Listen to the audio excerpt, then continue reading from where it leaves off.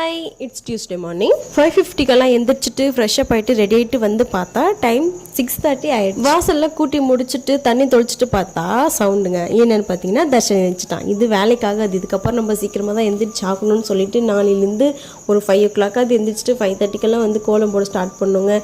தூங்குறது வந்து பார்த்திங்கன்னா லேட் ஆகுதுங்க. நைட்டு வந்து ஒரு 11 o'clock 12 o'clock ஆகிடுதா. ஸோ அதனால் வந்து சீக்கிரமாக எந்திரிச்சிக்க முடியல. தூக்கம் வருதுன்னு சொல்லிட்டு என்னை கூப்பிட்டுறாங்க. ஆனால் வந்து என்னை தூங்க வச்சுட்டு அவங்க பாட்டி விளையாடிக்கிட்டே இருக்காங்களா. ஸோ அவங்களால தூங்க வைக்கிறதே கஷ்டமாக இருக்குது. எப்படியோ ஒன்று சாயந்தரம் தாங்க தூங்கிடுறாங்க.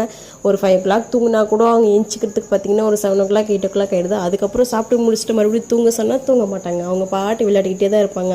கோலமும் போட்டு முடிச்சுட்டு டேரெக்டாக விளக்கும் ஏற்றிட்டு கிச்சனுக்கு வந்தாச்சுங்க. என்னென்னு பார்த்தீங்கன்னா லஞ்சும் டிஃபனும் ப்ரிப்பேர் பண்ணோம். ஸோ அதுக்கு முன்னாடி ஒரு சின்னதாக சுக்கு காஃபி குடிச்சிட்டு ஸ்டார்ட் பண்ணியாச்சு. சார் நல்ல மூடில் இருக்கிறதுனால மொச்சக்கட்டை உரிக்கிறதுக்கு வந்துட்டாங்க.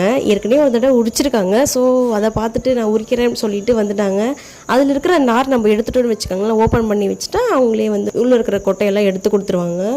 டிஃபனுக்கு வந்து பார்த்திங்கன்னா இட்லியும் சாம்பாரும் பண்ணியாச்சு. லஞ்சுக்கு வந்து கத்திரிக்காய், முருங்கைக்காய், உருளைக்கிழங்கு, வேர்க்கடலை எல்லாம் போட்டு ஒரு கார குழம்பு தேங்காய் அரைச்சி ஊற்றி செஞ்சாச்சு. ஓகே, நாளைக்கு பார்க்கலாம். பாய்.